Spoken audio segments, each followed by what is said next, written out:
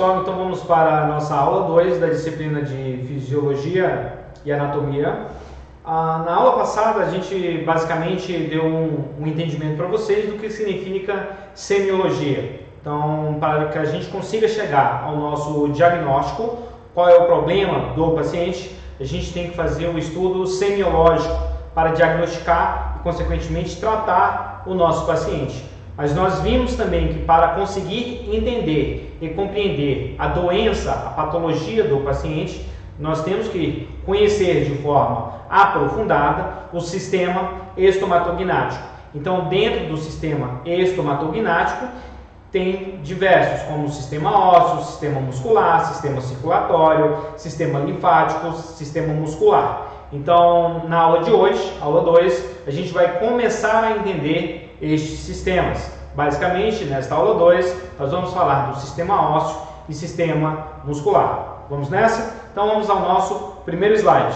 Então, de forma a entender, o que significa anatomia. Então, a origem do nome, quando a gente divide a palavra em dois, ana e tomen, anatomia. Então, ana em partes, tomia, cortar. Então, a gente vai cortar nossas estruturas em partes para conseguir entender o nome, as características de cada região.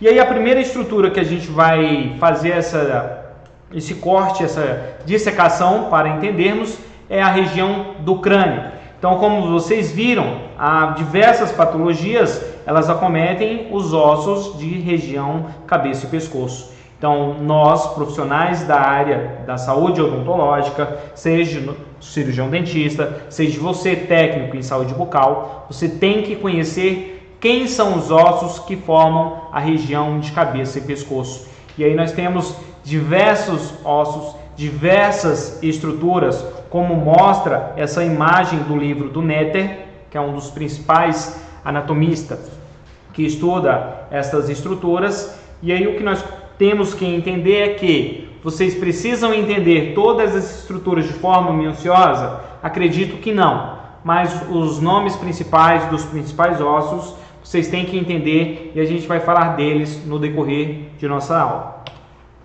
Então, quando a gente pega a nossa estrutura que vocês viram na imagem anterior, onde a gente faz no paciente um exame radiográfico, nós conseguimos identificar todas aquelas estruturas. E observando com esse exame complementar desta radiografia antero-posterior, se eu conheço a normalidade óssea, eu vou conseguir identificar quando essa normalidade não estiver ocorrendo, que é justamente os casos onde haverá ou anomalia ou alguma alteração patológica.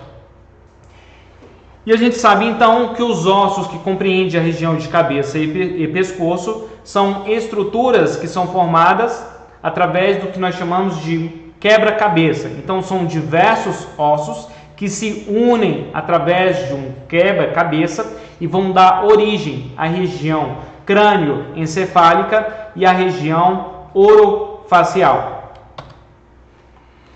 Sabemos que esses ossos eles são formados ainda no ambiente uterino e esses ossos vão crescendo ao decorrer do tempo. Então esses ossos eles nascem em separados e eles são unidos de forma primária por cartilagens. Com o envelhecer deste paciente, essas cartilagens vão se desaparecendo e vão formando o que nós chamamos de suturas entre os ossos. Então, esses ossos vão criar suturas. Então, entre o osso frontal e o osso parietal, vai surgir uma sutura. E essa sutura recebe nomes. Então, é a sutura coronal. Então, entre o osso parietal e o osso temporal, surgem também uma outra sutura. Então, os ossos vão se suturando com o envelhecer do nosso paciente.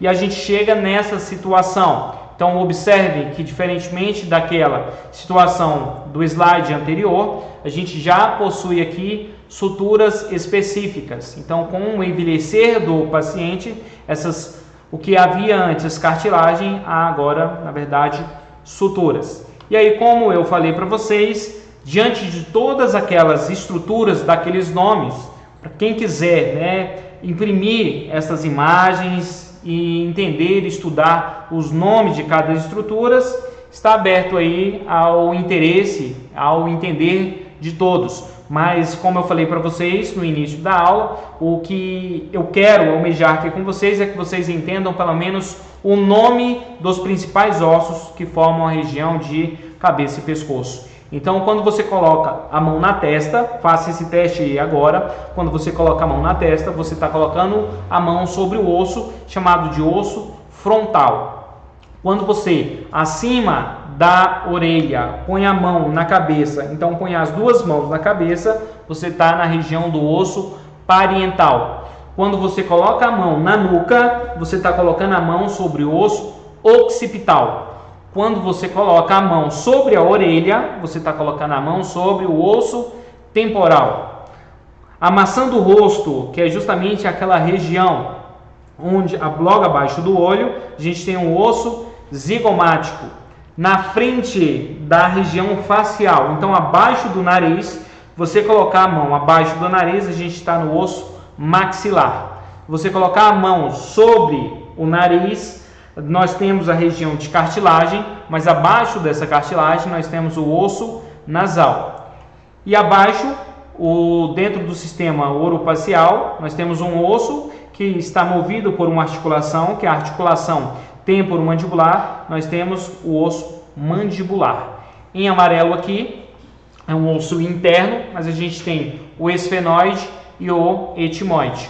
Então, esses são os principais ossos que formam a região de cabeça e pescoço. E aí, como eu falei para vocês, existem todos esses ossos principais e possuem características específicas com as suas estruturas. Então, por exemplo, como características específicas, se a gente pegar aqui o osso zigomático, nesta região do osso zigomático, se vocês acompanharem a seta, nós temos um forame que a gente chama de forame zigomático. O que passa por este forame? Passa um sistema nervoso. Então, o sistema nervoso que inerva essa região anterior da região maxilar é justamente nessa região do forame zigomático e do forame infraorbital. Se a gente pega a região de mandíbula é o osso como um todo. Então, a própria mandíbula possui diversas características específicas. Algumas características específicas, tanto da mandíbula quanto da maxila, nós vamos falar nos nossos próximos slides. Então, mais uma vez aqui, uma radiografia crânioencefálica de uma vista lateral do crânio. Então, a gente entendendo os ossos, então a região anterior aqui nós temos o osso frontal, nessa região o osso parietal, nessa região o osso occipital, a gente consegue identificar as estruturas ósseas e se a gente conhece essas estruturas na sua normalidade, nós vamos conseguir compreender quando essas estruturas estiverem anormal, principalmente a região maxilar e a região mandibular. Como eu falei para vocês, a gente vai ver de forma mais aprofundada os dois ossos, que é o osso maxilar e o osso mandibular. Então, imagine aqui o osso maxilar. Então, a região onde está inserida os dentes, a gente chama de processo alveolar. Já na região de siso ou de terceiro molar, atrás do terceiro molar, a gente tem uma região que é uma região chamada de túber. Então, essa região de túber é uma região muito sensível, que pode se fraturar de forma simples.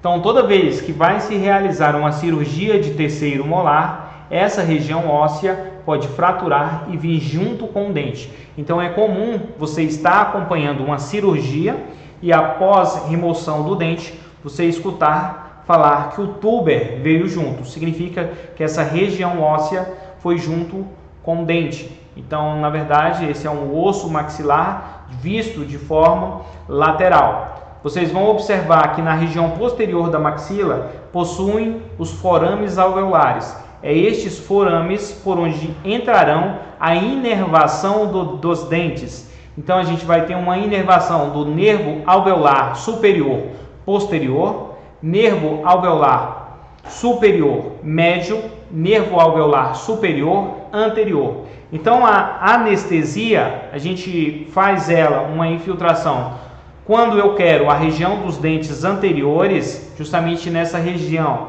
de premolar e canino. Quando eu quero a região de premolar, eu faço na região média.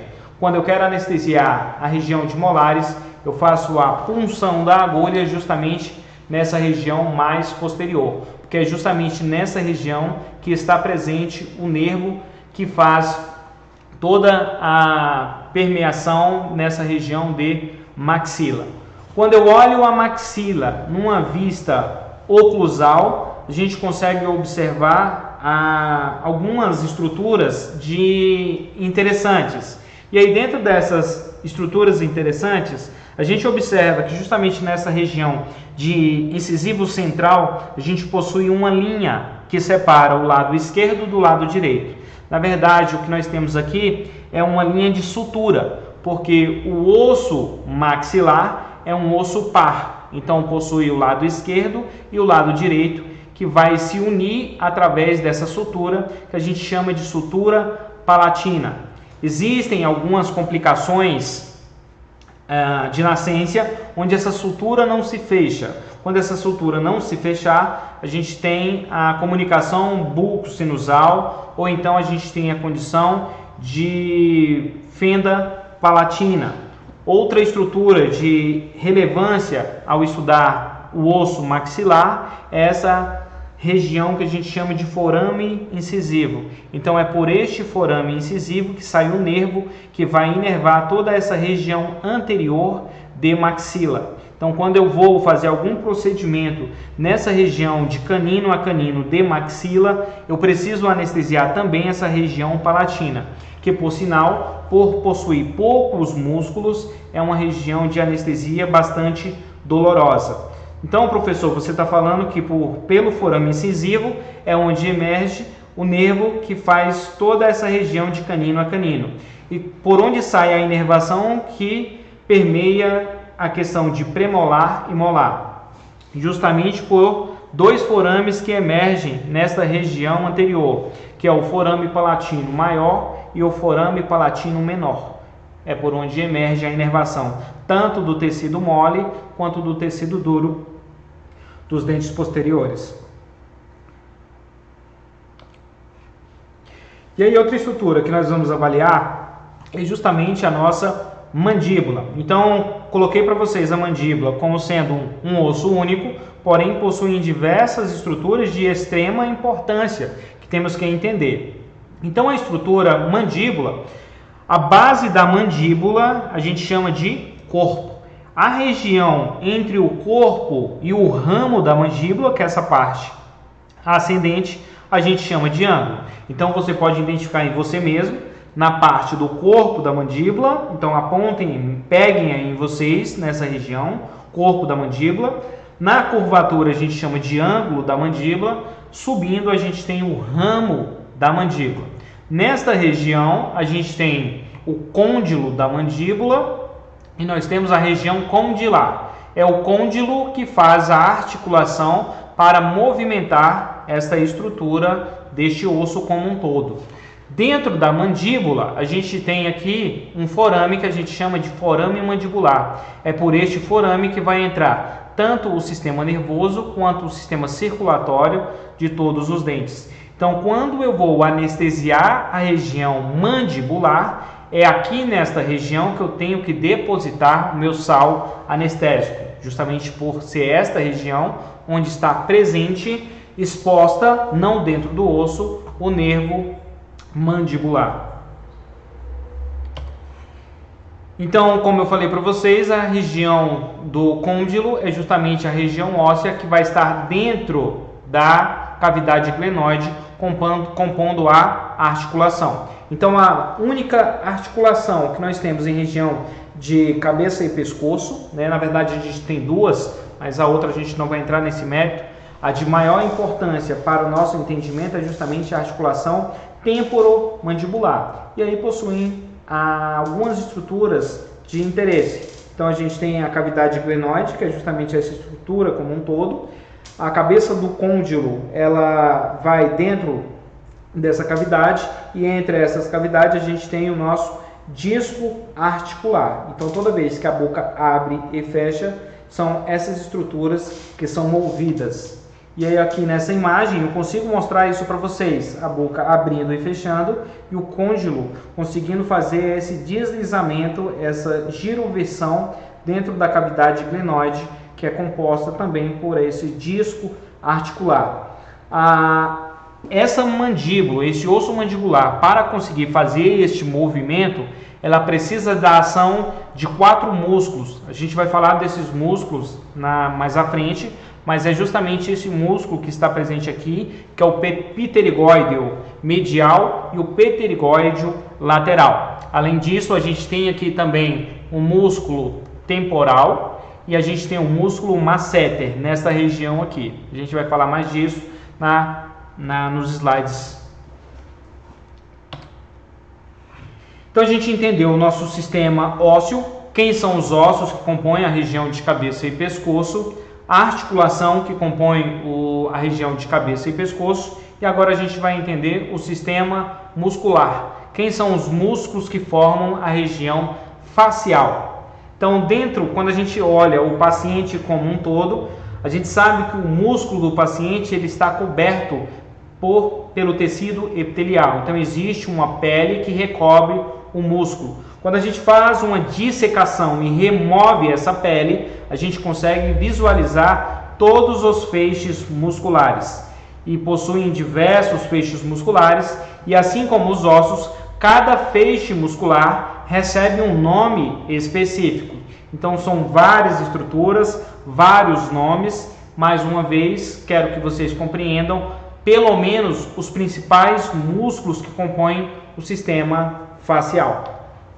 Então, como eu apresentei para vocês, a gente tem diversos músculos, diversas estruturas de forma minuciosa. Então, em volta do olho, a gente tem um músculo orbicular dos músculos do olho. Em volta da boca, a gente tem um músculo orbicular da boca. Nesta região, a gente tem um músculo que é justamente o músculo levantador do lábio. Ao lado do músculo levantador do lábio, nós temos o músculo levantador do lábio superior. A gente tem um músculo zigomático menor, temos o músculo zigomático maior, nós temos o músculo bucinador, nós temos o músculo risório, nós temos o músculo depressor do lábio inferior, nós temos o músculo mentual. Então observem que são diversos músculos que compõem a região de cabeça e pescoço. Cada músculo tem uma função específica. Então, quando o paciente sorrir, quem estará em ação é o músculo bucinador e o músculo risório. Quando o paciente está triste, são outros grupos de músculos que vão estar em ação. Então, os músculos da mímica, como nós dizemos, são basicamente esses músculos faciais. E a cada mímica que o paciente exerce, grupos de músculos específicos vão entrar em ação. Então, como eu falei para vocês, são diversos. Esses são os principais que vocês têm que conhecer. Tem que saber quem são e tem que saber sua localização. Então, de todos os músculos, nós temos um músculo orbicular do olho, nós temos um músculo orbicular da boca, nós temos um músculo mentual, zigomático menor, zigomático maior, risório. Por dentro aqui a gente tem o bucinador, nós temos o levantador da asa do nariz. Então, quando você consegue levantar a asa do nariz através deste músculo, o músculo levantador do ângulo da boca. Então, quando você sorri, dá aquele sorrisão mostrando todos os dentes, é esse músculo que está em ação. Então, para que vocês compreendam, a título de conhecimento, não somente para a avaliação de vocês, mas para o conhecimento da vida prática, vida clínica, são basicamente esses músculos que vocês têm que ter conhecimento. Então, aqui uma vista lateral de todos os músculos que nós já falamos, e aí essa imagem mostra para vocês basicamente esses músculos. Como eu falei para vocês no slide da articulação temporomandibular, aqui vou mostrar para vocês os músculos da mastigação. Então, para que você consiga fazer o movimento de abrir e fechar a boca, mastigar os alimentos, são 4 músculos principais que participam da mastigação. Quem são eles? O músculo pterigóide lateral, então ele está lá internamente, o músculo pterigóide medial, e aí observem que ele liga-se ao osso em pontos específicos. Então o músculo pterigóide lateral, ele se liga à cabeça do côndilo. Já o músculo pterigóide medial, ele se liga à região de ângulo de quem? Da mandíbula. Já o masseter, ele também se liga à região de ângulo da mandíbula e à região zigomática. Já o músculo temporal, ele se liga à região de côndilo, coronoide e liga-se no osso temporal e no osso parietal em forma de leque. Então são esses 4 músculos que fazem parte da mastigação. E aí agora eu lanço para vocês o desafio. O que vocês vão fazer? Pega aí em vocês na região de ângulo da mandíbula, coloquem os 2 dedos de forma bilateral dos 2 lados e faz o apertamento da boca de vocês, como se vocês estivessem mordendo. Repita esse processo de morder e abrir, morder e abrir. O que vocês vão perceber? Que este músculo ele contrai e relaxa. Pegue agora no músculo temporal. Aonde é que está o músculo temporal? Logo acima da orelha. Então, logo acima da orelha, faça novamente, segurando o movimento de apertar e abrir a boca. Vocês vão perceber que esse músculo vai estar se contraindo e relaxando. Já o pterigóide lateral e medial, você vai conseguir observar a ação dele se você colocar a mão dentro da boca, normalmente na região de terceiro molar inferior, no lado do lábio. Coloca o dedo dentro da boca, na região do terceiro molar inferior e faz o movimento de abrir e fechar. Você vai observar esse músculo se contraindo e se relaxando. Coloca a mão agora na região do músculo prócero. O prócero é um músculo que está justamente logo acima da região nasal. Então você vai subir o seu dedo na região do nariz e aí antes de chegar na testa você vai colocar o seu dedo. Faz o movimento de abrir e fechar novamente. Você vai observar que neste determinado momento o músculo prócero ele não se movimenta, ele nem se contrai e nem se relaxa. Significa dizer que esse músculo ele não participa do movimento de mastigação. Como eu falei para vocês, cada grupo de músculo ele está responsável por fazer ações diferentes. Então, existem os músculos da mímica, existem os músculos da mastigação. Então, cada grupo de músculo ele só vai exercer sua ação dependendo do que ele está sendo designado a fazer naquele determinado momento. Aqui eu trago para vocês então uma imagem, então de forma prática, o que nós podemos fazer? Desenhar os principais músculos da face. Então aqui a gente foi desenhado, no caso, o músculo orbicular do olho, parcialmente aqui o músculo orbicular da boca, o zigomático maior, zigomático menor, zigomático maior, bucinador, risório, o músculo masseter, o depressor do ângulo da boca, depressor do lábio, mentual. E essa paciente, depois que foi desenhada, ela começa a fazer os movimentos mímicos. E a gente consegue observar, enxergar qual é a posição deste músculo quando esses movimentos mímicos são executados.